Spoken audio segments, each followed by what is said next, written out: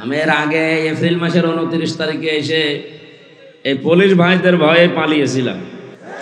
এসে এই ভোটটা খেত দিয়ে কি অবস্থা ছিল বলেন তো ওই সময়। যেই লোকটা এই কাজের সাথে জড়িত ছিল সে কি তানভীর নাকি জানো, সে লোকটা এখন জেলখানায় আছে। তার নাকি এই বাম কান ছাত্ররা নষ্ট করে দিয়েছে। সুবহানাল্লাহ বলছি, কারণ এই লোকটার কারণে আমি ওই দিন এই হাজারো মানুষকে কোরআন শোনাতে পারিনি। আমার বাবার কথা শোনার জন্য এসেছিলাম, কোরআনের কথা শোনানোর জন্য আয়োজন ছিল, কিন্তু উনি কি কার ইশারায় কি করেছিলেন জানি না। যাদের ইশারায় করুক আমরা সব টের পেয়েছি। যাদের ইশারায় করেছিল সেই লোক এখন লাল দালানি আছে। নাম রেখেছিল তো ভালো, আসাদুজ্জামান নূর। এর নামটা পুরা পাল্টিয়ে দেওয়া দরকার। না, শুধু ওসি সাহেবের দোষ ওই দিন ছিল না, আমি পরে খোঁজ নিয়েছি। ওনাকে দিয়ে এটা করাতে বাধ্য করেছিল যেই লোক, আমি তো নাম নিলামই তার। কোন মানুষ যখন পাপ করতে করতে একেবারে সর্বশেষ চূড়ায় পৌঁছিয়ে যায়, তাকে আল্লাহর হেদায়েত দেয় না। কথা বোঝেন? সারাটা জীবন জেনা ব্যভিচারে কাটিয়েছে। এই যে সিনেমা করা, নভেল নাটক করা, এ কি ভালো কাজ? সব সময় জেনার ভেতরে থাকা লাগে। পরনারীর দিকে আপনি সব সময় তাকিয়ে আছেন, তার হাত ধরছেন, আরো বাকিটা নাই বললাম। এই সমস্ত কাজে সারা জীবন যে কাটিয়েছে, তারে আল্লাহ কোনোদিন ভালো বানায়? তারে তো হেদায়েত দেওয়ার আর কথা না। এই জন্যে আল্লাহ তারে আর হেদায়েত দেবে না বলে আমরা মনে করি, কারণ আল্লাহু লা ইয়াহদিল কওমাজ জালিমিন। আল্লাহ জালেমদেরকে এখন পথ দেখাচ্ছেন না, ভবিষ্যতেও তিনি দেখাবেন না। যেহেতু বড় বড় জালেম যারা সবই পালিয়েছে, মাঝারি জালেম আর ছোট জালেম যারা ছিল এরা এখন সব তওবা করে ফিরে আসতেছে। আজকেও দেখলাম এক জেলাতে প্রায় 250-র উপরে তাওবা করে কালেমা পড়ে মুসলমান হচ্ছে। মনে হচ্ছে যে ওরা এতদিন অন্য ধর্মে ছিল। আমার বংশের, আমি তো কুষ্টিয়ায় বাড়ি, আমার বংশের প্রায় 100 জনের 98 জন এই জালেমদের দোসর ছিল। আমি যে 3টা বছর জেলে ছিলাম, কোনোদিন তারা জিজ্ঞাসাও করে নাই আমার বাবার এই যে ছেলেটা জেলে আছে না কোথায় আছে। ওরা না কারো টিপ্পনি কাটতো যে ঠিকই হয়েছে। অথচ 5 তারিখে আগস্টের বিকাল 5টা বাজার পরে দেখি সব কল দিচ্ছে, ভাতিজা কোথায়? কুষ্টিয়ায়। আমরা সব মুসলমান হব। মুসলমান হব মানে আমরা সব এখন জামাতে ইসলামই করি। হ্যাঁ, আপনি এই 4.5 ঘন্টার ভেতরে পাল্টিয়ে গেছেন। যেভাবে অন্তত শুরু হয়ে গেছে সারা দেশে। গত পরশু দিনের জরিপ পেয়েছি, আল জাজিরার একটা জরিপ এসেছে বাংলাদেশ সম্পর্কে। এদেশে এখনো 100 জনের 14 জন মানুষ, এই যে 850 বছর আগে পালিয়েছিল লক্ষণ সেন, তার বোন পালিয়েছে 850 বছর পর। এই মহিলাকে এখনো পর্যন্ত 100 জনের 14 জন নাকি সাপোর্ট করছে এই দেশে। কারা আছে আমরা জানি। দালালি যা করেছেন বন্ধ করবেন আশা করছি। জনগণের সামনে পড়লে কিন্তু আর মাথা থাকবে না কল্লার উপরে। দ্বিতীয় রিপোর্ট এসেছে 100 জনের 28 জন। এই মানুষগুলো এখন খাওয়ার জন্য চেষ্টায় আছে, এটা বন্ধ করা দরকার। বৈষম্য বিরোধী ছাত্র আন্দোলনে যারা জীবন দিয়েছে ভাই বোনেরা, এরা আপনাকে খাওয়ার জন্য দেয়নি। 152 জন সমন্বয়ক ছিলেন কেন্দ্রে যারা সারা দেশে, তার 108 জন বাংলাদেশ ইসলামী ছাত্র শিবিরের পরীক্ষিত নেতা কর্মী।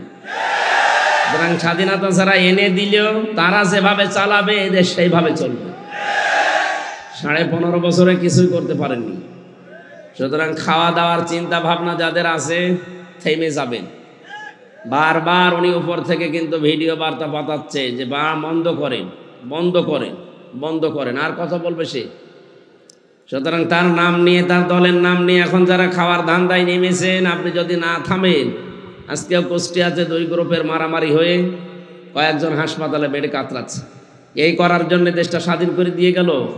কি শুরু করেছেন আপনি? আপনি অত্যাচারিত হয়েছিলেন, জুলুমের শিকার হয়েছেন, আমরা জানি। আপনার চাইতে কি আর অত্যাচারিত মানুষের দেশে নেই? সবচাইতে বেশি অত্যাচার যারা সহ্য করেছে এই 15.5 বছর, কই তারা তো কারো দোকানপাট লুট করে না। কারো বাড়িতে আঘাত করে না, তারা মন্দির পাহারা দিচ্ছে। সারা দেশে আন্দাজে উল্টাপাল্টা ছড়িয়াই সারা 15 বছরে এদের নামে যা ফতোয়াবাজি করেছেন পুরাটা আল্লাহ উল্টিয়ে দিয়েছে। এতদিন এদের নাম দিত মানুষ জঙ্গি, অথচ বাস্তবতা এখন দেখছি এরাই জনগণের সঙ্গী। এই জন্য 100 জনের 58 জন মানুষ এখন ইসলাম চাচ্ছে এই দেশের রাষ্ট্রে। রাষ্ট্রীয় ব্যবস্থায় যদি ইসলাম যায় সবার কপাল খুলে যাবে, কোন জায়গায় জুলুমের শিকার হওয়া লাগবে না ইনশাআল্লাহ। এ গ্যারান্টি কোরআন দিয়েছে 1500 বছর আগে, ফামান তাবিআ হুদায়া ফালা খাউফুন আলাইহিম ওয়ালা হুম ইয়াহজানুন। এটা যদি দায়িত্বে নিয়ে যেতে পারেন, এ কোরআনকে অনুসরণ করে যদি ব্যক্তি থেকে শুরু করে আন্তর্জাতিক জীবন পর্যন্ত আমরা চালাতে পারি, কোনো ভয় থাকবে না। যারা ভয় দেখাতে চাচ্ছে তারাই ভয় পাবে ইনশাআল্লাহ, কোনো চিন্তা থাকবে না। কিসের ভয়, কিসের চিন্তা? মানুষ যে বিষয়গুলোতে ভয় পায় এই ভয়গুলো আল্লাহ নিজের পক্ষ থেকে দূর করে দেবে। যেগুলো নিয়ে চিন্তা করে আল্লাহ নিজে ওই চিন্তাগুলো থেকে দূর করে তাকে নিরাপত্তা দেবে। ফালিয়াবুদু রব্ব হাযাল বাইত আল্লাযী আত'আমাহুম মিন জু' ওয়া আমানাহুম মিন খাউফ। আমরা আমাদের রবের ইবাদত যদি মন মতো আরম্ভ করে দেই, যে সমস্ত ভয় আছে, ক্ষুধার ভয়, চিন্তা আছে, রাস্তায় বের হলে না জানি আবার খুন হয়ে যায় কিনা। চাচা এরশাদ বলেছিল না, ঘরে থাকলে খুন, বাইরে গেলে গুম। সে অবস্থা থাকবে না ইনশাআল্লাহ। আমরা শুধু এখন দেখতে চাই 100 জনের 58 জন যেহেতু চাচ্ছে দেশে ইসলাম আসুক, তাও 1 মাস এই 17-18 দিনের ব্যবধানে, বাকি কিছুদিন যেতে দেন। এদেশের 100 জনের 100 জন মানুষ চাইবে দেশে ইসলাম ছাড়া অন্য কিছু চলবে না ইনশাআল্লাহ। বাস্তবতা যারা আছে এখন দায়িত্বে, তাদের একটু সময় দেন, যৌক্তিক এবং সম্মানজনক সময় তাদেরকে দেন, তারা যেন একটু গুছিয়ে নিতে পারে। আজকে ডক্টর ইউনূসের বক্তব্য দেখেছেন আপনারা, উনি বলছে আমি কথা বলি কম, কাজ করি বেশি, আমার একটু সময় দেন, আমি গুছিয়ে নেই। সংস্কার আরম্ভ করেছি, আমি শেষ করে ছাড়বো ইনশাআল্লাহ। আমরাও এর সাথে সুর মিলাই। 1628টা চেয়ার ছিল এই দেশে, তার ভেতরে আপনাদের এই ওসি তানভীরও ছিল। এই 1628টা চেয়ারে যারা ছিল তাদের প্রত্যেককেই যেন সংস্কার করা হয়, ওখান থেকে সব নামিয়ে দেন। নতুন যারা এই 15.5 বছরে বৈষম্যের শিকার ছিল তাদেরকে এই জায়গায় এনে রিপ্লেস করে। এক কথা বলেন না কেন? এটা যতদিন না হবে যেগুলো ছিল সবগুলো জালেমদের দোষ। শুধু নীলফামারী না, সারা দেশের অবস্থা একই। 100 জনের 65 জন প্রায় এই 1 মাস 17-18 দিনে পরিবর্তন হয়ে গেছে অলরেডি, সে যেভাবেই হোক। বাকি আর 35 জনের মতো আছে। এগুলো আমরা চাই খুব তাড়াতাড়ি উনি আমেরিকা থেকে ঘুরে আসলে যেন এগুলো পোড়াটা পাল্টিয়ে দেয়। তার জন্য যেই কয়দিন সময় লাগে, যেই কয় মাস সময় লাগে আমরা দিতে রাজি আছি। আর সমন্বয়ক যারা 152 জন তারা এটাই চাচ্ছে। এক কথা বলেন না কেন? আর আপনি আমি থালা হাতে নেওয়ার জন্য তাড়াতাড়ি করছেন, মানে কি করবেন থালা নিয়ে? সংস্কার না করে আবার যদি নির্বাচন দেওয়া হয়, ও দিনের ভোট আবার রাতে হবে। এক লোক বিয়ে করে বাসর রাতে রেখে গেছে বউ, দাদি শাশুড়ি এসে বলছে, ওই নাতির বউ, আমি কিন্তু তোমার কাছে পুতি চাই। যে ঠিক আছে দাদি শাশুড়ি, আমি আপনার সময় চাই, একটু সময় দেন আমারে। উনি বের হওয়ার পরে শাশুড়ি এসে বলছে, কি গো বৌমা, কি করবা জানি না, আমার কিন্তু নাতি চাই। বউ বলছে, শাশুড়ি দোয়া করেন, আর একটু সময় দেন আমারে। ননদার দেবর এসে বলছে, ভাবি কি করবা জানি না, আমাদের ভাতিজা চাই। কি চাই? স্বামী এসে বলছে, ওই কি করো, আমার বেবি চাই। বউ মাথা তুলে বলছে, তোমরা কি সব পাগলের বংশ? আমি কেবল এসে বসলাম, এখনো কিছু হয়নি, এরপরে 10 মাস 10 দিন সময় তো দিবা। কেউ এসে বলো আমার ভাতিজা চাই, কেউ নাতি চাই, কেউ পতি চাই, এখন তুমি বলছো আমার বেবি চাই। আমার তো সময়ই দিলেন না, কেবল এসে বসলাম, এখনো কিছু হয়নি। আমি কি ওইগুলো সব ডাউনলোড করে নিয়ে আসবো? সময় দেবেন না? কেবল 15.5 বছরের জঞ্জাল দূর করায় 15.5 দিনে সম্ভব? সময় দেওয়া লাগবে না? তাই বলে আমরা বেশি সময় দিতে চাই না, যৌক্তিক একটা সময় দিতে চাই, সম্মানজনক সময় তারা যেন এই লেবেল করে আমাদের হাতে দিয়ে ওনারা যেন বিদায় নেয়, নাকি? ইনশাল্লাহ তাই হচ্ছে এবং হবে বলে আমরা আশা করছি। যে মানুষগুলোর এখন এই 1 মাস 12-13 দিন 17 দিন পরে যাদের চুলকানি উঠছে, এই কিছু রাম আর বামরা, এরা ডাক দিয়ে বলছে না এগুলোর পেছনে সব শিবিরের কাজ। হ্যাঁ, শিবিরেরই কাজ এইটা। কারণ যুদ্ধ ক্ষেত্রে কৌশল অবলম্বন করা এটা নবীর সুন্নাত। এই কথা বলেন না কেন?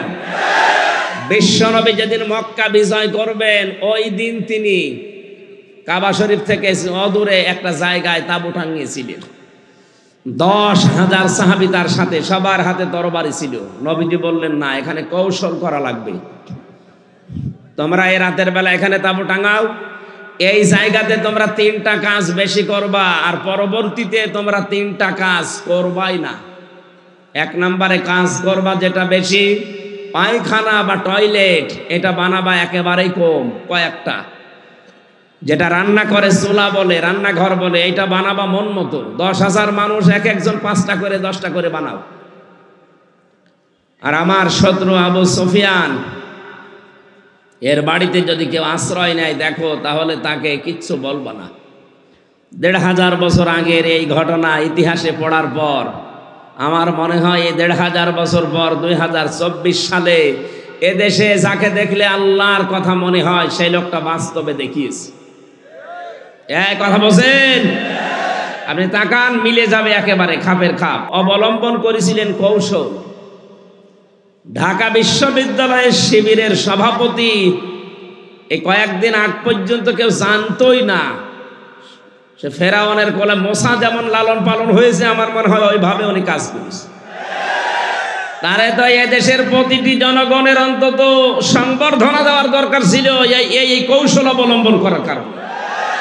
আর না, অনেক মুনাফিক, অনেক জালেম এখন উল্টাপাল্টা ফতোয়া দিচ্ছে। হ্যাঁ, কেন? এতদিন তার পরিচয় গোপন ছিল, এতদিন মাথায় তুলে আপনি নাচিয়েছেন, এখন পরিচয়টা দেওয়ার পরে আপনার কি সমস্যা? কি আমি চাই এদেশে ছাত্র দল যেমন প্রতিষ্ঠিত হোক, আমি চাই এদেশে চরমনার আন্দোলনের যারা ছাত্র আছে, ইসলামী শাসনতন্ত্র আন্দোলনের ছাত্র যারা, তারা প্রতিষ্ঠিত হোক। আমি ওইভাবে, আমার মন উদার, এজন্য চাই ইসলামী ছাত্র শিবির এদেশে ওইভাবে প্রতিষ্ঠিত হোক। আমার তো ছেলে নেই, আমার মেয়ে আছে। আমি চাই আমার মেয়েদেরকে মানুষের মতো মানুষ করার জন্য একটা সংগঠনের দেশে আমার মন মতো আছে, আমি ধাঁচে ধাঁচে পরীক্ষিত, সেটা ইসলামী ছাত্রী সংস্থা। আমি আপনাকে গ্যারান্টি দিচ্ছি, যদি শেষ বয়সে বৃদ্ধাশ্রমে যেতে না চান, যদি নিজের ছেলে নিজের মেয়েকে নেশাগ্রস্ত অবস্থায় দেখতে না চান, ইসলামী ছাত্রী সংস্থা, ইসলামী ছাত্র শিবিরে নির্দ্বিধায় দিয়ে দেন, আমি গ্যারান্টি দিচ্ছি এই 2টা কাজ জীবনে পাবেন না। একমাত্র ছাত্র সংস্থা বাংলাদেশে একটাই, অন্যগুলো আছে ইসলামী যারা আছে, কিন্তু এটা আমি পরীক্ষিত, এদের ভেতরে কোনো নেশাখোর নেই। আপনি আল্লাহর ওলি দেখার জন্য সেই বরিশাল চলে যান, আল্লাহর ওলি দেখার জন্য চলে যাচ্ছেন সেই চট্টগ্রামে, সিলেটে। কিসের আল্লাহর ওলি? আল্লাহর ওলি আপনার বাড়ির পাশে ওই ছেলেটা যে যুবক মানুষ 5 ওয়াক্ত নামাজ পড়ে আর তাহাজ্জুদ আদায় করছে। এটার ট্রেনিং দেওয়ার জন্য ইসলামী ছাত্র শিবির, ইসলামী ছাত্রী সংস্থা, এটা আল্লাহর নিয়ামত। আমি আবার বলছি, ছেলে আল্লাহ আমাকে দেয়নি, 2টাই মেয়ে, এই 2টাকে এরকম জায়গায় ভর্তি করে দেব। আমার জীবনের কোনো চিন্তা থাকবে না যে তাদের নিয়ে, কারণ ওইভাবেই তারা ধাঁচে ধাঁচে গড়ে তুলবে। 5 ওয়াক্ত নামাজ পড়লে রিপোর্ট লেখা লাগে যে আমি 5 ওয়াক্ত নামাজ পড়েছি। আমি পরীক্ষিত এই কারণে বলছি, কয়েকদিন আগে আমার একটা শপথ ছিল, কিন্তু হয়নি। 120টার উপরে আমরা প্রশ্ন দিয়েছিল, পারিবারিক জীবন সম্পর্কে 20টার উপরে। আমি সারা দেশে কোরআনের ওয়াজ করে বেড়াই, অথচ আমি এ পরীক্ষায় পাশ করতে পারলাম না, আমার সিরিয়াল আবার পেছিয়ে দিয়েছে। তাহলে যারা পাশ করেছে ওরা যদি সত্যি পাশ করে থাকে, তারা কোন ধাঁচের মানুষ আপনি টের পাচ্ছেন না? নবীজি যা করেছিলেন আমার মনে হচ্ছে 1,500 বছর পরে তাই করছে এই মানুষগুলো। এমনি এমনি আল্লাহ একেবারে সহজে বিজয় দিয়ে দিল। এর ভেতরে কত ঘাম, কত রক্ত, কত কৌশল, কত বুদ্ধি আপনি টের পাচ্ছেন? 15.5 বছর বহু চেষ্টা হয়েছে, কিচ্ছু হয়নি। জালেম আরো তার বৃদ্ধি বাড়িয়েছে। কথা বলেন। বিশ্ব নবী জানালেন তোমরা পায়খানা কম বানাবা আর চুলা বেশি বানাবা। ওই সময় আবু জেহেল তো আগেই মারা গেছে বদরে। মক্কা বিজয়ের সময় বেঁচে ছিল, কাফেরদের যে নেতৃত্বে ছিল এই লোকটার নাম আবু সুফিয়ান। খুব কৌশল বস্তু। রাতের বেলা গোয়েন্দাদেরকে 4 জনকে পাঠিয়েছে, যা তো দেখ মোহাম্মদ এসেছে নাকি মক্কা বিজয় করার জন্যে, লোকজন কেমন আছে এটা একটু দেখে আয়। ওরা রাতের বেলা একটু হাফসা হাফসা দেখে, পাহাড়ের পাদদেশ থেকে তাকিয়ে দেখছে মানুষ আর কয়জন তো জানে না তাঁবুর ভেতরে, শুধু চুলা গুনতেছে। রান্নাঘর 1 2 3 4, মানে এক একজন মানুষ বানিয়েছে 8টা 10টা করে। 10,000 মানুষ যদি 5টা করেও বানায়, বলেন কত? এই 50,000 করতে করতে ওদের রাত হয়ে গেছে, রাত 12টা 1টা। একটা কাজ হলো, 5 চুলা যদি এত হয় তো মানুষ কত আছে ও গুনে শেষ করা যাবে না, চল নেতারে বলি। নেতারা এসে বলছে যে কি মানুষের পরিমাণ আমরা জানি না, তাঁবুর ভেতরে কত কি আছে, খালি চুলা গুনিছি। রান্নাঘর গণনা করতে করতে রাত প্রায় অর্ধেক হয়ে গেছে, আমরা চলে আসলাম, মানুষের হিসাব আমরা জানি না। ধমক দিয়ে বলছে পাঠালাম তোদের মানুষ গণনা করতে, তোরা চুলা গুনলি, তোদের দিয়ে হবে না। আরো নতুন 4 জনকে ভোরবেলার দিকে পাঠিয়েছে, যা এবার দেখ। নবী যে জানিয়েছিলেন পায়খানা কম বানাবা, আর এ রাতে যেহেতু এ কাজে সবার যাওয়া লাগে, প্রাকৃতিক প্রয়োজন, এক একটা পায়খানার সামনে দাঁড়িয়ে আছে 200 500 700 করে। ওরা গণনা করছে লাইন, 4-5 লাইন গণনার পরে চিন্তা করছে এ তো কয়েক হাজার হয়ে গেল, আর তাঁবুর ভেতরে যে কত আছে ও আল্লাহ জানে, দরকার নেই। যে বলছে কত মানুষ আছে গণনা করতে পারেনি, কিন্তু পায়খানার সামনে যে লাইন, 4-5 লাইন গণার পরে আমাদের আর সহ্য হয়নি, চলে এসেছি। গণনা করতে পাঠালাম কি, আর তোরা গুনলি কি? তোদের দিয়ে হবে না, আমি নিজে একা যাবো। সকালবেলা গেছি, রোদ পড়ছে যখন, চিকচিক করে তরবারির উপরে 10,000 মানুষ দাঁড়িয়ে আছে সকালবেলা। হযরতে আব্বাস রাদিয়াল্লাহু তাআলা আসছিলেন এই দৃশ্য দেখার জন্য। পাহাড়ের পাদদেশে দাঁড়িয়ে আবু সুফিয়ান তাকিয়ে দৃশ্য দেখে হযরত আব্বাসকে দেখতে পেলেন। বললেন, আব্বাস, মনে হচ্ছে তোমার ভাইয়ের ছেলে ভাতিজা আজ বিশাল বাদশা হয়ে গেছে। তার মশান কি 10,000 তরবারি নিয়ে একা একা গিয়েছিল, অথচ আজকে এসেছে 10,000 মানুষ নিয়ে। হযরত আব্বাস ওই দিন বলেছিলেন, আবু সুফিয়ান তোমার চোখ তোমাকে ধোকা দিচ্ছে, ভালো করে চোখ মলন করে আবার একটু তাকিয়ে দেখো, এর নাম বাদশাহী না, এর নাম নবুয়ত। নবুয়তের শান আছে, এই জন্য তুমি এখনো দাঁড়িয়ে আছো। নবুয়ত যদি না হতো তাহলে তোমার মতো কাফের এই জায়গায় কল্লা নিয়ে বডির উপরে দাঁড়িয়ে থাকতে পারতে না। আগস্টের 5-এর পরে যারা ইসলাম বোঝেন না তারা কিন্তু উল্টাপাল্টা শুরু করেছিলেন, কিন্তু সত্যিই যারা ইসলাম বোঝে 152 জনের ভেতরে 108 জন যারা, তাকান তো, তারাও ঠিক এইটাই কায়েম করেছে। তারা দেখিয়েছে, কিন্তু একটাকেও আঘাত করে নাই। শেষ পর্যন্ত লোকটা মুসলমান হয়ে গিয়েছিল। চিন্তা করেছেন কোথায়? শত্রুদের ঘরে আশ্রয় নিলে বলেছিলেন মাফ করে দিবা। এত বড় কঠোর এবং প্রকাশ্য শত্রু ছিল আবু সুফিয়ান। আমার তো মনে হচ্ছিল বা 5 তারিখের পর থেকে অন্য কিছু মনে হয় আমাদের দ্বারা হবে, কারণ আমার নিজেরও রাগ ছিল। 3টা বছর বিনা কারণে রাজা কষ্ট দিয়েছে আমারে। জেলখানা এমনি দিয়ে দিতেন, 3 বছর না 10 বছর রেখে দিতেন। তা আমার যে মামলা, এ মামলায় তো মানে বাড়িতেও রাখা যায় না, জান্নাতে রাখা দরকার। আর আমারে ওরা ফাঁসির কন্ডেম সেলের ভেতরে 24 ঘন্টা তালা লাগিয়ে আবার সিসি ক্যামেরা দিয়ে রাখত, যেন আমার সাথে কেউ যেন কথা না বলে। মাওলানা মামুনুল হক আর আমারে এত কষ্ট দিয়েছে, রিমান্ডে তো দিয়েছে মাটির নিচে নিয়ে, জেলখানার ভেতরে। আর অধিকাংশ পড়তো আমাদের মালায়ন হিন্দু, দেবদাস, সুব্রত বালা, দেবদুলাল, আশিক কুমার, এ নামগুলো মুখস্থ হয়ে গেছে। 3 বছর এরাই ছিল আমার সামনে। মুসলমান দিত না, মনে করতো মুসলমান দিলে যদি ওর উপর একটু দয়া দেখায়। খাবার দাবারের যে অবস্থা, মনে হতো কে যেন খাবারটা মাখিয়ে এরপরে দিয়েছে। অথচ উনি নিজেও আমার সাথে 4 দিন ছিলেন, ডাক্তার শফিকুর রহমান। এই লোকটা ঘোষণায় দিয়ে দিলেন যে আমরা আমার নিজের পক্ষ থেকে যা অত্যাচারিত হয়েছি, আমার দলের পক্ষ থেকে সব আল্লাহর জন্য মাফ করে দিলাম। মনে হচ্ছে ১৫০০ বছর আগে নবীজি নিজে মক্কায় দাঁড়িয়ে যেটা বলেছিলেন, লা তাসরিবা আলাইকুমুল ইয়াউম ইয়াগফিরুল্লাহু লাকুম, ঠিক সেই কথাটাই উনি বললেন, কোনো অভিযোগ নেই কারো উপরে, সব মাফ করে দিলাম।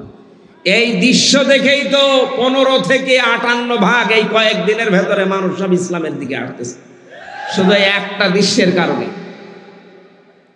মানুষ লুটপাট নিয়ে ব্যস্ত, মারামারি নিয়ে ব্যস্ত, আর উনি এই বুড়ো বয়সে ৬০, ৬২, ৬৫ বছর বয়স ওনার, অথচ এই বয়সে সেই ফেনীতে গিয়ে হাঁটু পানির ভেতরে, গলা পানির ভেতরে মানুষের খোঁজ নিচ্ছে। কই দেশে আর মানুষ নেই? আমরা আগস্টের ৫ তারিখের আগের জরিপ দেখেছিলাম। আন্তর্জাতিক বিশ্ব নিয়ে আমি যতটুকু লেখাপড়া করেছি, যতটুকু জানি, ২৫৭টা রাষ্ট্র পৃথিবীতে এখন, জাতিসংঘের আন্ডারে ১৯৫টা। বিশ্বে বহু দেশে আল্লাহ আমার এই ছোট জীবনে আমাকে নিয়েছে। ১০০ জনের ১৫ জন মানুষ চাইতো আগস্টের ৫ তারিখের আগে যে এই দেশে ইসলাম কায়েম হোক। কিন্তু মাত্র ১ মাস ১৬-১৭ দিনের ব্যবধানের, গত পরশু দিনের রিপোর্ট আমি বানাইনি, আল জাজিরা আন্তর্জাতিক একটা রিপোর্ট দিয়েছে, এই দেশের রক্ষণ করি, আন্দাজে দেয়নি তারা, চিন্তা ভাবনা করে তারা দিয়েছে। ১০০ জনের ৫৮ জন মানুষ এখন চাচ্ছে এই বাংলাদেশে আল্লাহর কোরআন কায়েম হোক। আর এটা কায়েম করার জন্য যিনি পালিয়েছে তার দ্বারা সম্ভব? এক কথা বলেন না কেন? সম্ভব যাদের জন্য, যাদের দ্বারা আপনি টের পাচ্ছেন না, যাদের দেখলে আল্লাহর কথা মনে হয়। এই লোকটার অ্যাক্টিভিটিস, এই লোকটার ইখলাস, এই লোকটার তাওয়াক্কুল, তার ইবাদত আমি নিজে দেখেছি। আমি এই বয়সে, আমার ৩৩ বছর বয়স, ১-১.৫ পারা দাঁড়িয়ে পড়তে গেলে আমার পায়ে ব্যথা হয়। আর উনি এক একটা সেজদায় ৪৫ মিনিট, ১ ঘন্টা সেজদায় পড়ে আছে। আমার বাবার চাইতেও বয়স বেশি, আমার বাবার ৫২, ওনার ৬২-র উপরে। এত বয়সে যদি ইবাদত করতে পারে, যৌবন বয়সে কি করেছে তার ইখলাস দেখেই তো আল্লাহ আজ মানুষের মনের ভেতরে মহব্বত, ভালোবাসা ঢেলে দিয়েছে। প্রকাশ্য শত্রু, তারপরও সামনে গেলে নরম হয়ে যায়। কুষ্টিয়ায় গিয়েছিল কিছুদিন আগে, এক নজর দেখার জন্য হিন্দু পর্যন্ত পাগল যে একটু দেখতে দেন। এই ভালোবাসাটা পয়দা করেছে টাকা পয়সা দিয়ে। এই কথা বলেন। আল্লাহ বলেন, কোন মানুষ যখন ঈমান আর আমলে উত্তীর্ণ হয়, তখন আমি আল্লাহ ওই লোকটার প্রতি সৃষ্টি জগতের ভেতরে একটা ভালোবাসা পয়দা করে দিই। এটা বাস্তব, আমরা এখন দেখলাম। সুতরাং চুলকানি যাদের উঠতেছে, শিবিরের নাম শুনেছে, সমন্বয়ক ১৫২-র ভেতরে ১০৮ জনই শিবির। আরে শয়তান, তোর ছেলে মেয়ে কোথায় ছিল? বল, তোর ছেলে মেয়ে কোথায় ছিল এতদিন? যারা জীবন দিয়েছে এই সাইদ আবু সাইদ রংপুরের শিবিরের সাথী ছিল। এক কথা বলে না কেন? পুলিশের গাড়ি থেকে যাকে আহত অবস্থায় উপর থেকে টান দিয়ে ফেলে দিয়েছিল, আমিন শিবিরের সদস্য ছিল। আপনি টের পাচ্ছেন কোথা থেকে কি হয়েছে? তাহলে আন্দাজে লাফাচ্ছেন। এখন আপনি কি করেছেন ১৫.৫ বছর? কিচ্ছু অবদান আপনার নেই। সুতরাং এই নাস্তিক যেই কয়টা রাম আর বামরা যখন লাফাচ্ছে, আমার মনে হয় এদেরকে ওই ফরিদউদ্দিন মাসুদ, রুহুল আমিনের মতো অবাঞ্ছিত ঘোষণা করা দরকার দেশের জন্য। এগুলো ক্যান্সারে দেশে। এই জালেমের এত বড় বেশি ক্ষমতা ছিল না, খালি আলেম নামে কিছু জালেম তাকে পরামর্শ দিত, তার ভেতরে এই ফরিদউদ্দিন মাসুদ একজন। এই লোকটা যদি কোরআনের পাখির ফাঁসি চাইতে পারে, আমরাও উল্টা করে তার ফাঁসি এখন চাই। কথা বলেন। আমরা অবিলম্বে তার বিচার চাই। শাহবাগের মতো জায়গায় যে নাস্তিকদের পক্ষ নিতে পারে কোনো আলেম, এদেশের সব ঘরানার আলেম এখন তাকে মন থেকে ঘৃণা করে। আমরা কাউকে ভালোবাসলে আল্লাহর জন্য বাসি, কাউকে ঘৃণা করলে আল্লাহর জন্য করি। নাস্তিকদের কাজ যেটা, সেটা যে বলছে জীবনের সবচাইতে বড় সাওয়াবের কাজ করলাম। আজকে কত বড় শয়তান! ওর নামে অনেক পীর এখন সাফাই গাছে যে আমাদের তালুই হয়। কিসের তালুই আপনার? কোরআনে কারিম জানিয়েছে, যারা আল্লাহ রাসূল এবং জিহাদের বিরুদ্ধে অবস্থান নেয়, তারা যদি নিজের বাবা মা হয়, স্ত্রী হয়, সন্তান হয়, তাও তাদের বাদ দেওয়া লাগবে। সূরা তাওবার আয়াত, সূরা তাওবার 23 নম্বর আয়াতের তাফসীর পড়ে দেখেন, এখানে ৮-৯ জনের ব্যাখ্যা আছে। যে পীর নামে আপনি এত বড় পীর, বুজুর্গ মানুষ, এই কথা বললেন কি করে যে আমার তালুই হয়? কিসের তালুই? বাবার সাথে সম্পর্ক রাখা জায়েজ নেই যারা জিহাদের বিরুদ্ধে অবস্থান নেয়। আর এই লোকটা জিহাদের বিরুদ্ধে অবস্থান নিয়ে 100 তথাকথিত মুফতির সাক্ষ্য নিয়ে জানিয়েছে হাসিনাকে দিয়েছে যে এই দেখেন আমরা আলেমরা বলছি যা জিহাদ চলছে দেশে এটা জায়েজ নেই। এমনকি আবু সাইদ সহ যারা শহীদ হয়েছে হাজারের উপরে, অনেক আলেম নামে জালেম এখনো পর্যন্ত তাদের শহীদ বলতে রাজি না। যারা এই স্বাধীনতাকে স্বীকার করছেন না তারা এই স্বাধীন দেশে থাকার যোগ্য না। বলেন, আপনি বেরিয়ে যেতে পারেন। 71 সালে যাদের ভূমিকা উল্টা ছিল তাদেরকে যদি দেশ থেকে বের করার জন্য ঘোষণা আসতে পারে, 24 সালের এই স্বাধীনতায় যারা এখনো পর্যন্ত মেনে নিতে পারছেন না, 100 জনের 14 জন এখনো আছে। আমরা চাই আপনারা চলে যান, যান যেখানে যাবেন যান, যেখানে চলে গেছে আপনারাও যান, দরকার নেই আপনাদের। আমাদের দেশ আমরা সাজিয়ে নিতে পারবো ইনশাআল্লাহ। শুধু বাইরের টাকাগুলো আনতে দিন। ডক্টর মোহাম্মদ ইউনূস ঘোষণা দিয়েছে যে টাকাগুলো ছিল 3 ভাগ, 4 ভাগের 3 ভাগ প্রায় আসার প্রক্রিয়া আরম্ভ হয়ে গেছে, বাকি 1 ভাগও আসবে। যারা এগুলো করেছিলেন 1 টাকাও যেন ছাড় দেওয়া না হয়, সব টাকা আমরা ফেরত আনতে চাই। আজকে আসার সময় প্রশাসনের ভাইদের দেখলে মানুষ ধাক্কা দিচ্ছে, গালি দিচ্ছে, দোষ ওনাদের কিসের? ওপরে যেই কয়েকজন কোলাঙ্গার ছিল, এই কোলাঙ্গারদের কারণে আজ পুরা প্রশাসনের উপরে মানুষের ক্ষোভ। হ্যাঁ, ওনারা হুকুম পালন করেছে যারা, তারা দোষী। যে মানুষগুলো হুকুম দিয়েছে দোষ তো তার আছেই, হুকুম পালন করতে গিয়ে শেষ পর্যন্ত আর যখন দেওয়ালে পিঠ থেকে গেছে তখন যারা এগুলো করেছে তাদেরকে আল্লাহ মাফ করে দেবে। কিন্তু যে মানুষগুলো আরো আনন্দে করেছে, এই তানভীর ওসির মতো, কান তো একটা ছাত্ররা ফাটিয়ে ফেলেছে, শুনলাম যে থানায় পিটাতে পিটাতে তারা পায়খানা করে ফেলেছে, এখন আছে জেলে। কি হবে আল্লাহ জানে। এই জন্য যেই সমস্ত অফিসারগুলোর কারণে এই 15.5 বছর এই জালেম টিকে ছিল, তাদেরকেও যেন এই জাতি ক্ষমা না করে। আমি যাদেরকে পেয়েছি জীবনেও ক্ষমা করব না। আমার মামলার আয়ু এই কাজী মিজান, ট্যাকের হাটে বাড়ি, মাদারীপুরে। আমার কাউন্টার টেরোরিজমের সাথে যারা জড়িত ছিল, মনিরুল ইসলাম, আসাদুজ্জামান, ডিসি আব্দুল মান্নান, শেখ ইমরান, জাহিদ হাসান, আতিকুল ইসলাম, ভইয়া, 1 টাকাও যেন আল্লাহ ছাড় না দেয়। এমনকি আমার পক্ষ থেকে কোনো মাফ নেই এদের। ওরা যেমন জানা শোনার পরও বিনা কারণে আমার 3 বছর আটক করে রেখেছে, আমরাও চাই এগুলো 3 বছর করে জেলে থাক। তাও এ জেলে না, মাটির নিচে। আয়না ঘর এখন আর আছে? হ্যাঁ আছে, ওটা জাদুঘর হিসাবে রাখা হবে। সমন্বয়কদের ভেতরে অন্যতম এখন উপদেষ্টা যিনি আসিফ মাহমুদ ভইয়া ঘোষণা দিয়েছে আয়না ঘর ভাঙা হবে না, ওইভাবে থাকবে। সারা বিশ্ব থেকে মানুষ যারা পর্যটক আসবে তারা যেন জানে যে এই দেশে একজন জালেম আছিল। ও যে জালেম, কারো বলতে কোনো দ্বিধা আছে? জালেমকে কেউ যদি জালেম না বলে সেও জালেম। এমনকি জেনে শুনে কেউ যদি জালেমের পক্ষ নেয়, নবীজি বলেন সে আমার উম্মত থেকে খারিজ হয়ে যায়। এবার আপনি কি করবেন, আপনার সিদ্ধান্ত। প্রকাশ্য যে লোকটা জুলুম করেছে, নিজের উপরে জুলুম করেছে, পরিবারের উপরে, সমাজের উপরে, জনগণের উপরে। জালেমদের কোনো ক্ষমা আমরা করলেও হবে না, কারণ আল্লাহ নিজে মামলা দেবে জালেমের বিরুদ্ধে।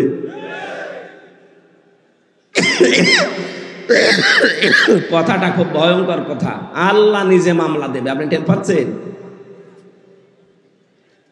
আমার তো এই আয়াত পড়ার পরে সূরা শুরার 42 নম্বর আয়াত, এই আয়াত পড়ার পরে আমার শরীর শিউরে ওঠে যে এদেশের 1628টা চেয়ারে যারা ছিল সবগুলো জালেম। একটাকেও আমি ভালো পাইনি। আমি বহু জায়গায় গিয়েছি, প্রত্যেকটাই জালেম ছিল। আরে প্রত্যেকটাই আল্লাহর মামলার আসামি। বলেন কেন? সূরা আলে ইমরানের 168 নম্বর আয়াতে আছে, 78 নম্বর আয়াত, ওয়ালা ইয়াহসাবান্নাল্লাযীনা কাফারু আন্নামা নুমলি লাহুম খায়রুল লিআনফুসিহিম ইন্নামা নুমলি লাহুম লিয়াজদাদু ইসমা ওয়ালাহুম আযাবুম মুহিন। আল্লাহ পাক বলেন, হে নবী, কাফেররা ধারণা করে, মনে করে, এই চিন্তা ভাবনা করে যে ক্ষমতা আল্লাহ তাদেরকে দিয়েছে, ক্ষমতায় বসিয়ে রেখেছে মনে হয় ভালোবেসে। অথচ না, তাদের এই ক্ষমতা দিয়ে যে জুলুম অত্যাচার গুলো হয়, আমার আল্লাহ বলেন আমি তাদের পাপ পরিপূর্ণ হয়ে যাক এইটা চাই, আর হয়েছেও তা। 15.5 বছরে পাপ একেবারে খাপের খাপ মিলে গেছে, আর জায়গা নেই। তখন আল্লাহ পাক বলেন আলাহুম আযাবুম মুহিন, আমার শাস্তি তখন ভয়ঙ্কর অবস্থায়, অপমানিত অবস্থায় তাদেরকে পাকড়াও করেছে। 850 বছর আগে পালিয়েছিল লক্ষণ সেন, এত বছরের ভেতরে পৃথিবীতে কেউ পালায়নি, এইটা বাদ দিয়ে। কথা বলেন না কেন? এই জন্য বাস্তবতা এইটা। আল্লাহ পাক দেখেছেন যে পাপ আর জায়গা নেই পূর্ণ হওয়ার, পরিপূর্ণ হয়ে গেছে, তখন আল্লাহ ধরেছে একেবারে ধরার মতো। যারেই ধরে তারে এত অপমান করে, পৃথিবীতে এত অপমান কেউ হয়নি। আপনারা বলেন ওরা যারা ফাঁসি দিয়েছে, হ্যাঁ ফাঁসি যারা দিয়েছে, যে মানুষগুলো ফাঁসি হয়েছে প্রত্যেকেই বীরের মতো জীবন দিয়ে গেছে। আমাকে যে কারারক্ষী পাহারা দিত তার ভেতরে একজন আমি মুসলমান পেয়েছিলাম, কুতুবউদ্দিন, রাজবাড়িতে বাড়ি। বের হওয়ার কিছুদিন আগে আমারে বলছে, হামজা ভাই, আমি ওই সময় পাহারায় ছিলাম শহীদ মীর কাশেম আলীর। ওনাকে যেদিন ফাঁসি দেওয়া হবে সকাল রাত 10টা 1 মিনিটে, সন্ধ্যার সময় আমার ডিউটি শুরু হওয়ার পরে বললাম, স্যার আপনারা 3 ঘন্টা পরে ফাঁসি, আপনি প্রস্তুতি নেন। উনি আমারে বলছে, কারারক্ষী ভাই 3 ঘন্টা তো অনেক সময়, আপনি 2 ঘন্টা ঘুমালাম, আপনি আমারে ডাক দিয়ে দিয়েন 1 ঘন্টা আগে। আপনি আল্লাহর ওলি খুঁজে পান না?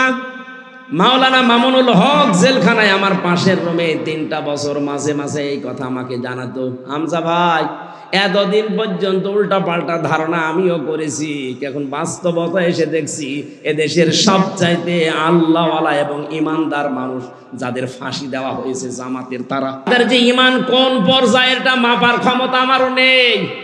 আমিও মানুষ হিসাবে মাঝে মাঝে ধৈর্য হারা হয়ে যায়। কিন্তু কি শোনালো কারারক্ষী, 3 ঘন্টা পরে যার ফাঁসি, সে লোকটা বলছে আমি 2 ঘন্টা ঘুমালাম, আপনি আমারে ডাক দিয়েন। তার ঘুম আসে কি করে? আমরা ঘুমের বড়ি খেয়ে আমার ঘুম আসতো না, তাও তো আমার কোনো চিন্তা নেই। আর তার নিজের ছেলে ব্যারিস্টার আরমান গুম হয়ে আছে 8 বছর। তার স্ত্রী ওই সময় অসুস্থ, তার দলীয় লোকগুলো সব পালিয়ে পালিয়ে বেড়াচ্ছে, কেউ জেলখানায় ভর্তি আছে।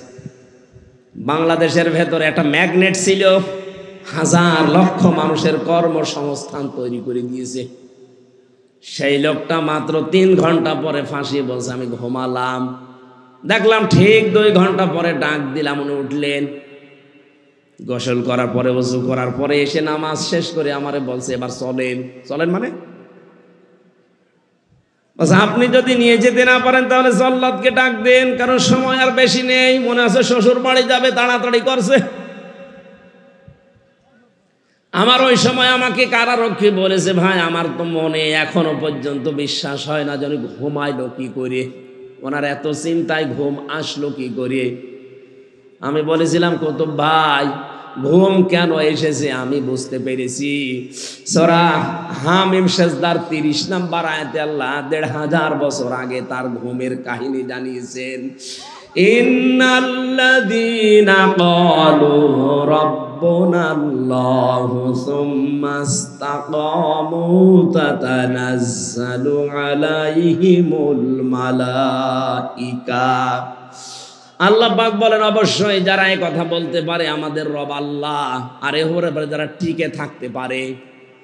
এ বাংলাদেশের 100 জনের 96 জন যেহেতু আমরা মুসলমান, আমরা এক বাক্যে চামড়ার মুখ দিয়ে বলে ফেলতে পারি আমাদের রব আল্লাহ, কিন্তু টিকে থাকার মতো মানুষ মাত্র 100 জনের 15 জন ছিল। এক কথা বলছেন? 96 জন মানুষ আমরা বলি যে হ্যাঁ আমাদের রব আল্লাহ, কিন্তু ঝড় আসলে টিকে থাকার মতো মানুষ মাত্র 100 জনের 15 জন। বাকিগুলো সব ওই আমার তালই হয়, এই লাইনে আছি। ঝড় দেখলেই বাতি আগেই নিভে যায়, কোথায় সেই সৈয়দপুরে ঝড় উঠেছে, এই জল ঢাকায় বাতি লিবে গেছে। কিন্তু যারা টিকে থাকতে পারে, সৈয়দপুরে না, এখান থেকে 1/2 কিলোমিটার দূরেও যদি বিশাল ঘূর্ণিঝড় শুরু হয়, বাতি জ্বলতেই থাকে। তাদের ভেতরে একজন শহীদ মীর কাশেম আলী। এই লোকটাকে যখন আল্লাহ একজন আছে, তিনি আমাদের রব, এবং টিকে থাকার মতো ঈমান আল্লাহ দেখলেন যে হ্যাঁ টিকে আছে, আল্লাহ পাক বলেন তখন তার বিপদে আমি আল্লাহ ফেরেশতা পাঠাই। এ কথা কার? আরো জোরে বলেন। এটা যে প্রমাণ হয়েছে এই দেশে, সেই কথাটাই শোনালাম। কেন ওই লোকটা ওই সময় এ কথা বললো যে আমি 2 ঘন্টা ঘুমাই? আপনি কি স্বাভাবিক মনে করছেন? বলতে আমার যত সহজ লাগছে, বিষয়টা এত সহজ না, কারণ আমি নিজে তো পরীক্ষিত। ঘুমের পাওয়ার আলাপ বড়ি খাওয়ার পরেও আমার ঘুম আসতো না। আর তার বিনা চিন্তায়, কোনো চিন্তাই নেই, আমার তো মনে হচ্ছিল যে আল্লাহ যেন নিজে ফেরেশতা পাঠিয়ে তার কানের কাছে এই কথা শোনাচ্ছে, আল্লাহ তাখাফু ওয়ালা তাহজানু, কোনো ভয় নেই, কোনো চিন্তা নেই। আয়াতের তাফসীর পড়তে গিয়ে আমি 2টা বিষয় পেয়েছি। ফেরেশতারা আসার পরে কানের কাছে মুখ নিয়ে জানাতে থাকে, মীর কাশেম আলী ভয় পাবেন না। কিসের জন্য ভয় করেন আপনি? ওই যে জান্নাত দেখা যাচ্ছে, ওয়াবশিরু বিল জান্নাত। 2 নম্বরে ভয় নেই, চিন্তাও নেই। কিসের চিন্তা? হয়তো আপনার ছেলে ব্যারিস্টার গুম হয়ে আছে, এই চিন্তা হতে পারে। আপনার দ্বারা লক্ষ লক্ষ মানুষের কর্মসংস্থান তৈরি হয়েছে, তাদের কি হবে এই চিন্তা হতে পারে। কারণ বাতিলরা সবগুলো 2 নাম্বারই করে নিয়ে নিয়েছে। এই যে ইসলামী ব্যাংক, কথা বলছেন না কেন? যতগুলো প্রতিষ্ঠান তিনি বানিয়েছিলেন ইবনে সিনা সহ, অধিকাংশগুলোই বিভিন্ন কায়দা কৌশলে বাতিলরা সব নিজের মন মতো নিয়েছে। এখন আল্লাহ পাক আবার সময় দিয়েছে, এগুলো সব আস্তে আস্তে এরা ফেরত পাচ্ছে। ইসলামী ব্যাংক এখন আবার দাঁড়িয়ে যাবে, কারণ যত টাকা আপনি আত্মসাৎ করেছেন সব এখন ফেরত নেওয়া হচ্ছে। চিন্তা করবেন না, এই মানুষগুলো নিয়ে আপনার দলীয় লোকজন সব পালিয়ে বেড়াচ্ছে, কেউ জেলখানায় ভর্তি আছে, আপনার স্ত্রী অসুস্থ, কোনো চিন্তা নেই, সবগুলো আমার আল্লাহ নিজের হাতে তুলে নিয়েছে। এই কারণেই তিনি মনে হয় বলছিলেন, ভাই তাড়াতাড়ি করে আমার নিয়ে চলেন, আমি জান্নাত দেখতে পাচ্ছি। আল্লাহর ওলি আমরা খোঁজার জন্য কত জায়গায় টাকা পয়সা খরচ করি, এ মানুষগুলোর অ্যাক্টিভিটিস আমি নিজে দেখতে পেয়েছি, এই কারণে শোনালাম। আল্লাতি কুনতুম তুআদুন, যার ওয়াদা আল্লাহ নিজে করেছেন, নাহানু আউলিয়াউকুম ফিল হায়াতিদ দুনিয়া ওয়া ফিল আখিরাহ। ফেরেশতারা যেন এসে বলে, আমরা আপনাদের বন্ধু ছিলাম দুনিয়ায়, বন্ধুই যদি না হবে, মাত্র 1000-এর উপরে জীবন দিয়ে গেল কিছুদিন আগে। আমার তো মনে হচ্ছে শুধু শহীদ আবু সাইদ না, রায়হান, মুগ্ধ, ইয়ামিন না, এদের সাথে আল্লাহ আবাবিল পাঠিয়েছিলেন। কয়েক ঘন্টার ব্যবধানে যে এত পরিবর্তন হয়ে যাবে। কুষ্টিয়াতে আমার সামনে 5 তারিখে 14 জন মারা গেছে, 1টার আগে। 1:30টার সময় যখন উনি পালাচ্ছে শুনলাম, কে যেন আমাকে জানিয়েছে। পরবর্তীতে শুনলাম যে ওর পরে আরো 2 জন মারা গেছে, 16 জন। ওই পর্যন্ত যারা গুলি চালিয়েছিলেন তাদের কোনো ক্ষমা নেই। তার ভেতরে একজন ছিল আমার বাড়ির নিচে, ওরে যদি জনগণ পায় কুষ্টিয়াতে পিটিয়ে মেরে ফেলবে।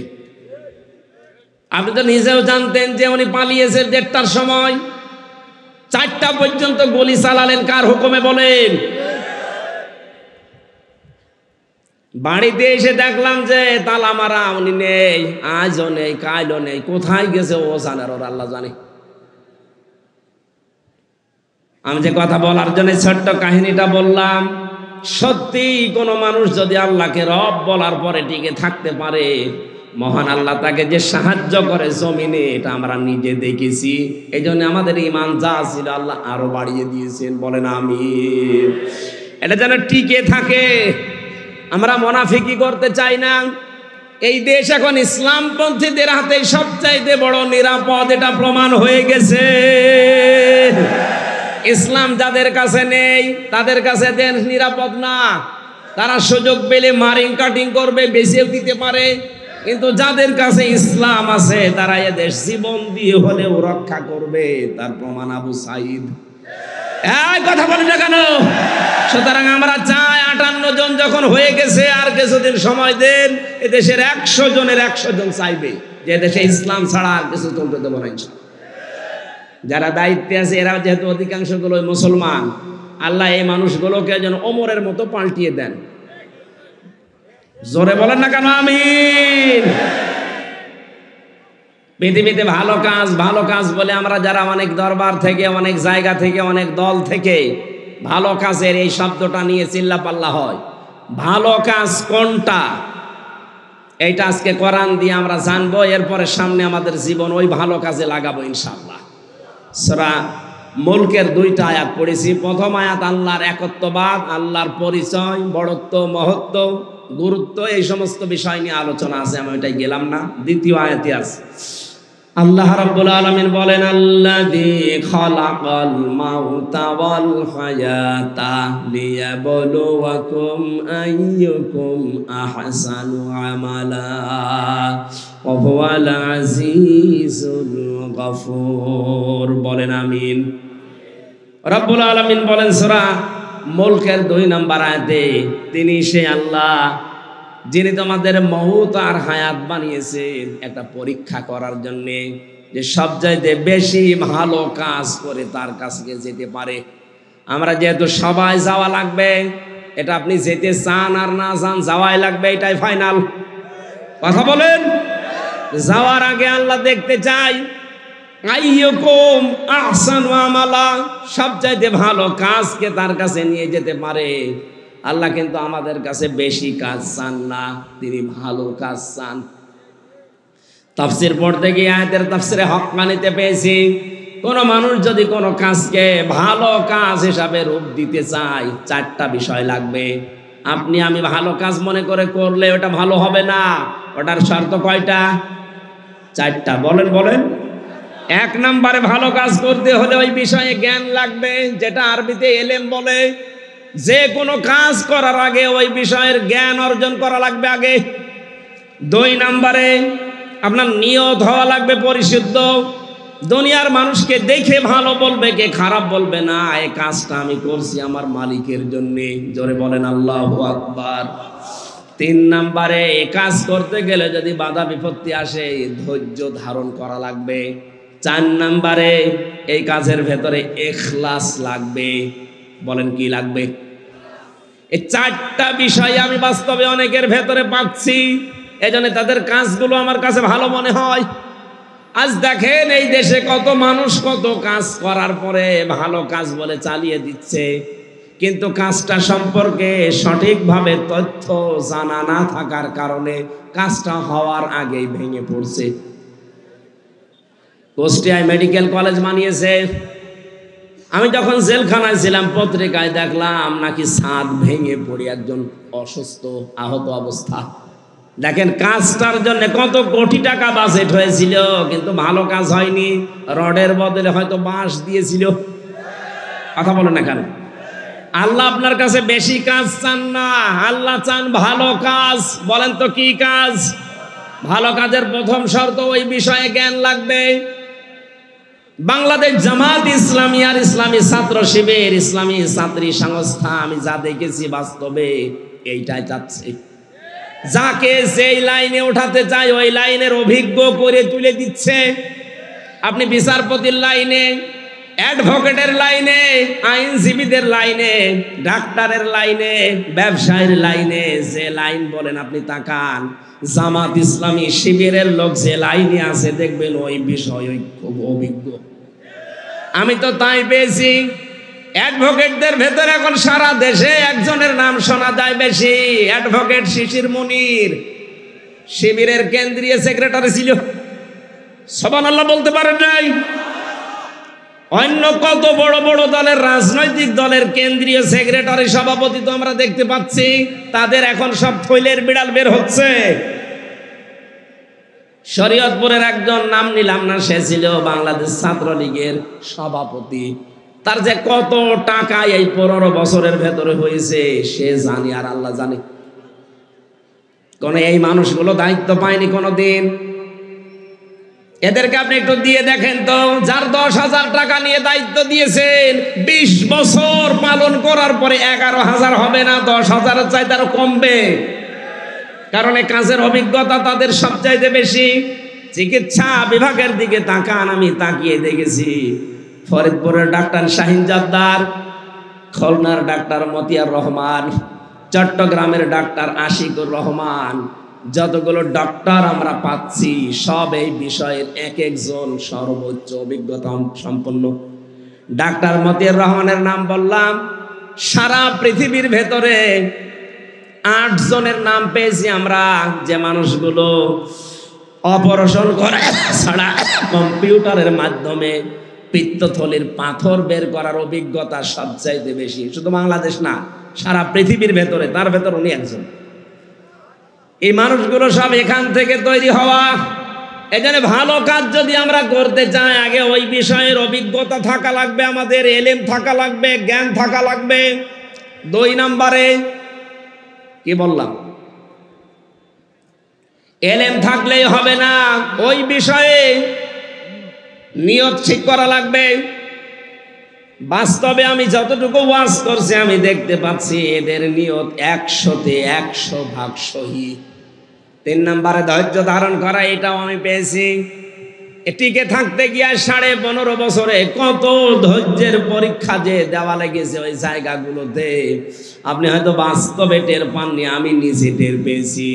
বৈষম্য বিরোধী ছাত্র আন্দোলন এমনি শুরু হয়নি, 15.5 বছরে ফার্স্ট ক্লাস ফার্স্ট হওয়ার পরেও 80 রোল নাম্বার সে জায়গায় চলে যায় টাকা দিয়ে, আর 1 রোল নাম্বার সে চলে যায় একেবারে পেছনের লাইনে। এই কারণে আন্দোলন আরম্ভ হয়েছিল। সুতরাং ধৈর্যের পরীক্ষায় তারা উত্তীর্ণ হয়ে গেছে। 4 নম্বরে যেটা ইখলাস, এটা আমার ছাড়া তো আপনি বেশি বুঝবেন না, আমি তো নিজে পরীক্ষা করে দেখছি ইখলাস কার ভেতরে বেশি। এমন একটা দলের নাম বলছি যে দলে লক্ষ লক্ষ মানুষ এই দেশে এখন, কিন্তু একটা বেনামাজি নেই। সুবহানাল্লাহ বলতে পারেন না? একটা দুর্নীতি করেছে এমন প্রমাণ নেই, অথচ তারা রাষ্ট্রের বড় বড় দায়িত্ব পালন করেছে। চরিত্রহীন নেই, জেনাখোর নেই, এমনকি বিড়ি খায় এমন মানুষ এই দলে নেই। এর চাইতে আস্থার জায়গা যদি কোনো জায়গায় পান, আপনি আমারে নিয়ে চলেন, আমি সেখানে যাব। কিন্তু এর চাইতে আস্থার জায়গা যদি না থাকে, আহ্বান জানাচ্ছি ফিরে আসেন। বলবেন যে আমরা তো দাওয়াত দেয়নি, দাওয়াত দিয়ে গেলাম। এরপরে যদি আপনি দাওয়াত না মেনে উল্টা দিকে যান, এটা আপনার কপালে আগুন লাগবে, আমার আর কিছু করার নেই। আল্লাহ আমাদের মউত আর হায়াত বানিয়ে পাঠিয়েছিলেন ভালো কাজ করার জন্য। 2 নম্বর ব্যাখ্যায় আসছি, এ পৃথিবীতে সবচাইতে ভালো কাজ আল্লাহ পাক যাকে জানিয়েছেন তিনি আমাদের রাসূল। কথা বলেন না কেন? রাসূলের কাছ থেকে ভালো কাজটা যারা শিখেছে তারা হচ্ছে সাহাবায়ে কেরাম। বলেন, সাহাবায়ে কেরামের দিকে তাকান, তারা সবচাইতে ভালো কাজ বুঝতো এই জমিনে আল্লাহর বিধান কায়েম করা। এই জন্য মাঝ মুআব্বিজের মতো মাত্র 12 বছর 13 বছরের বালক ভালো কাজ এটা জানার পরে নিজের গোড়মুড়িকে উঁচু করে জিহাদের ময়দানে যাবার জন্য চেষ্টা চালিয়েছে। যেহেতু এটা এখন ভালো কাজ পৃথিবীতে, আমরা চাই আল্লাহর এই জমিনে 56,000 বর্গ মাইলে আল্লাহর বিধান কি করে কায়েম করা যায় সেই চেষ্টা করা, এটা ভালো কাজ। এটা কি কাজ? এর জন্য যদি সময় দেওয়া লাগে, এর জন্য যদি টাকা পয়সা খরচ করা লাগে, এই ভালো কাজ করতে রাজি আছেন না নেই? আজ 53 বছর বাবা চালিয়েছে, স্বামী চালিয়েছে, চাচা চালিয়েছে, বোন চালিয়েছে, ম্যাডাম চালিয়েছে, শুধু এখন দেখতে বাকি আছে আল্লাহর এই কোরআন দিয়ে দেশ চললে কেমন দেখা যায়।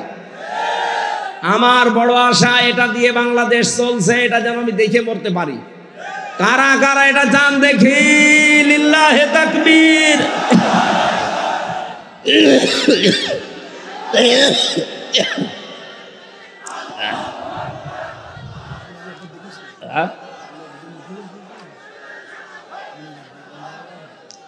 সম্মানিত মা বোন যারা এসেছেন, আপনাদের জন্য পৃথিবীতে ভালো কাজ এইটাই। আল্লাহর জমিনে আল্লাহর দিন কায়েমের জন্য আপনার সন্তান, আপনার স্বামী, আপনার ছেলে, আপনার জামাই, তাদেরকে আপনি রেডি করে দেবেন। আল্লাহ কবুল করুন, আল্লাহুম্মা আমিন।